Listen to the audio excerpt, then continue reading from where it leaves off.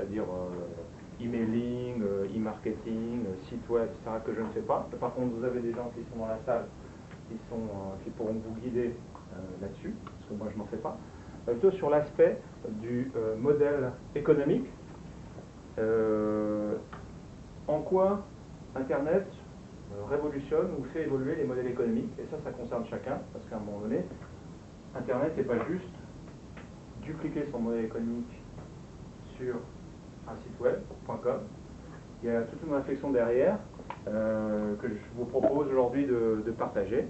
Donc on va avancer en 3 étapes. Il y aura une première étape, ce sera plus un atelier où vous allez travailler un peu sur mettre par écrit votre modèle économique pour savoir un peu de quoi on parle. Ça va prendre 20 minutes, une demi-heure. Vous allez partager aussi ça avec vos voisins. Comme ça vous verrez si c'est compréhensible, si c'est intelligible. Une deuxième étape où on va regarder un peu sur Google, Amazon, Facebook, Apple, quels sont un peu leurs facteurs clés de succès. Et encore une fois, pas juste ce qu'ils vendent, mais quel est leur mode de raisonnement et de fonctionnement. Qu'est-ce qu'on peut en tirer pour nous, en quoi ça nous concerne. Et puis, troisièmement, un petit focus sur les développements à la Uber, qu'on a qualifié d'ubérisation, qui est encore là une étape nouvelle dans l'intermédiation, qui fait que tous les métiers peuvent être concernés aujourd'hui, qu'ils aient à voir de près ou de loin avec Internet, c'est pas le sujet. Uber, donc pour ceux qui connaissent, c'est cette société qui maintenant fait des VTC, donc véhicules de tourisme avec chauffeur, et encore une fois, l'activité taxi a été complètement bouleversée, on peut en penser ce qu'on en veut, mais enfin en tout cas, et ça veut dire que ça peut arriver sur n'importe quel secteur. Donc encore une fois, comment on peut anticiper ça, et qu'est-ce qu'on peut en apprendre. Voilà. Ça vous va? Ouais. Bonjour, bienvenue. Profil juste dans la salle, juste pour mieux vous connaître un peu. Qui c'est qui est aujourd'hui chef d'entreprise ou à son compte? Ouais. Ah d'accord. Pas mal. Ok, très bien. Et concernant donc Internet, qui aujourd'hui a une adresse, je parle professionnelle, qui a une adresse en Wanadu. Génial. Qui a une adresse en Yahoo, Google, Gmail, tout ça? Ouais, ok, c'est bien. Et qui a un site professionnel web? Bien. Qui a un site professionnel de e-commerce? Ok, d'accord. Bon, bah intéressant. Ça me permet de cibler un petit peu à quel rythme on va aller.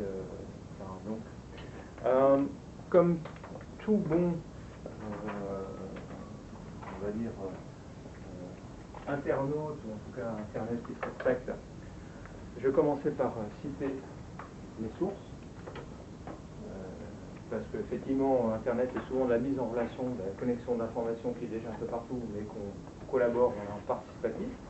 Donc ça, c'est les lectures où les gens, dans lesquelles j'ai puisé un peu pour m'inspirer et construire aujourd'hui ce qu'on fait. Avant de passer au modèle économique, je vais parler de quelques chiffres pour comprendre quels sont les enjeux.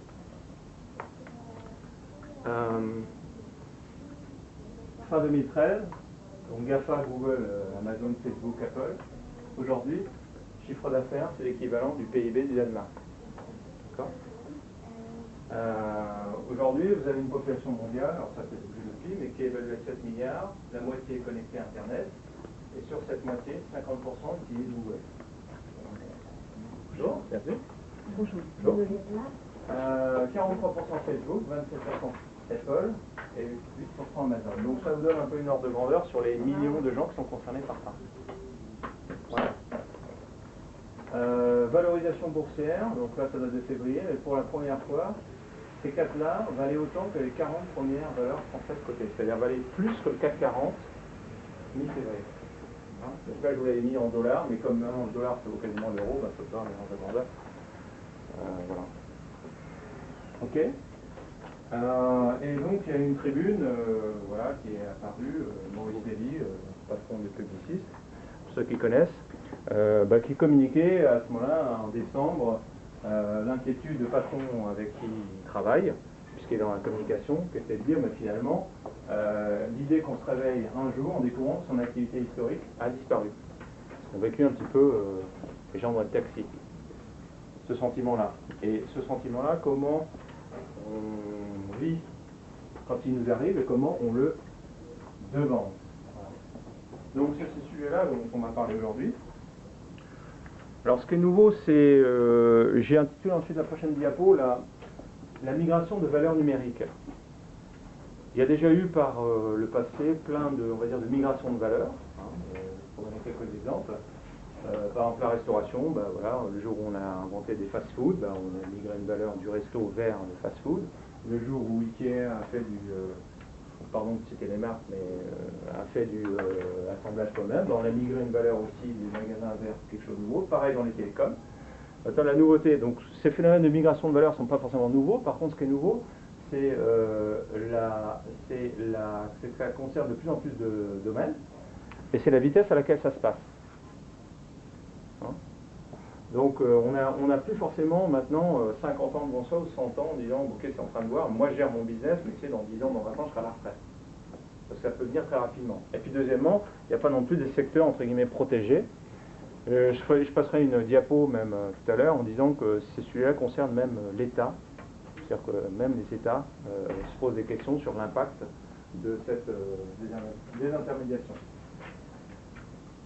Alors, deuxième, après Google. Ensuite, on voit maintenant depuis 4-5 ans, parce qu'on parle de 4-5 ans, hein, l'Uber ça a 4-5 ans, c'est cette migration de valeur. Ça, c'est l'intermédiation de services provoquée par un acteur transnational, c'est-à-dire d'emblée tout de suite, on ne se considère pas sur un pays, mais on est à l'échelle planétaire tout de suite. Et on devient dominant sur son marché. C'est-à-dire que, comme on a vu tout à l'heure, les Google, Amazon, etc., je n'ai pas raisonné en termes de part de marché, mais Google, la part de marché en Europe, en tout cas, sur la recherche, c'est 90%. Alors, comme la chanson là, de ABBA, là, vous savez, de Winner Takes It All, c'est-à-dire que celui qui arrive le premier et qui devient leader, il n'y a plus de place pour un numéro 2, un numéro 3, un numéro 4. Ce qui est encore nouveau, parce que dans plein d'autres domaines, on en a d'autres. La Commission européenne va réfléchir par rapport à l'antitrust, etc. Mais enfin, en attendant, ils ont pris suffisamment d'avance et derrière, pas mal de gens qui vont courir. Et une nouvelle révolution derrière, dont on ne va pas parler aujourd'hui, mais s'il y a quelqu'un qui se sent de faire une conférence là-dessus, moi ça m'intéresse, c'est celle des objets connectés qui est en train d'émerger et qui va encore être quelque chose de nouveau derrière. Bon, on n'en parlera pas aujourd'hui, parce que sinon il faudra les 3 jours. Et puis... donc, l'idée, c'est qu'il y a des codes dont on va parler aujourd'hui, et à défaut d'adapter ça, il y a beaucoup de secteurs qui peuvent être concernés par de la désintermédiation, peut-être les vôtres d'ailleurs.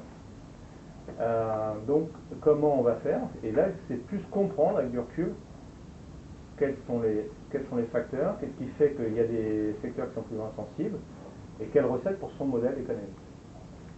Ouais? Ça va? Des questions? Trop vite? Trop lent? Non? Ouais. Alors, ce que je vous propose, c'est de commencer à travailler un peu, parce que là, on va réfléchir sur le modèle économique, mais finalement, qu'est-ce que c'est un modèle économique? Quelqu'un peut aider à partager une définition? Ouais?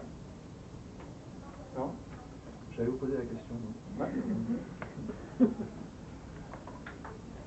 Donc, quelqu'un a une idée? Non? Pas forcément? Ouais? Ah, merci. Ouais, merci de me sauver. Je pense que pour un décideur ou une équipe, Ouais. la gestion des flux Ouais. de son environnement, essentiellement innovation, finance, technique, etc., Ouais. par rapport à sa perception de l'environnement. Ouais. Et en premier lieu, une veille concurrentielle qui lui permet de se positionner. Donc vous avez dit gestion de flux, c'est ça? Non, Je disais, pour une équipe, enfin, Ouais. un dirigeant et son équipe, Ouais. la gestion des flux au sens classique, finance, humain, technique et autres, mais surtout par rapport à son environnement. D'accord.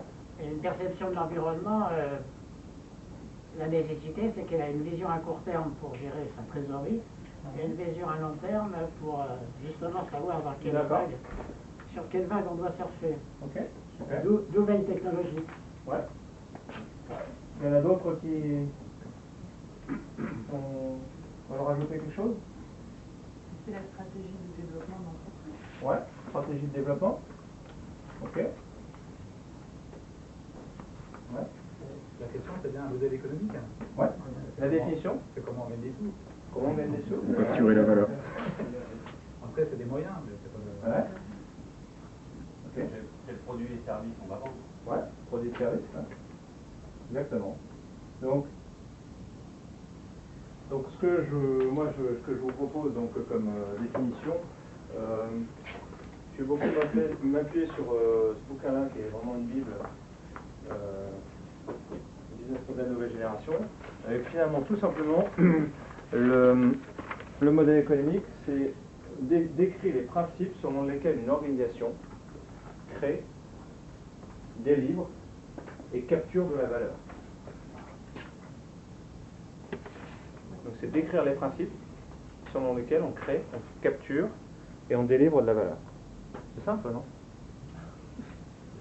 Non? Hein? Virginie, ouais? C'est limpide. Ouais, c'est limpide. Ben, on va voir que dans Internet et tout ça, et ce qu'on va faire aujourd'hui, c'est justement clarifier, simplifier, parce qu'il y a beaucoup de complexité technique, technologique derrière, mais finalement, l'art et l'action d'Internet, c'est de rendre tout ça extrêmement simple. Alors, il faut s'en méfier parce que c'est simple, ça ne veut pas dire que c'est facile.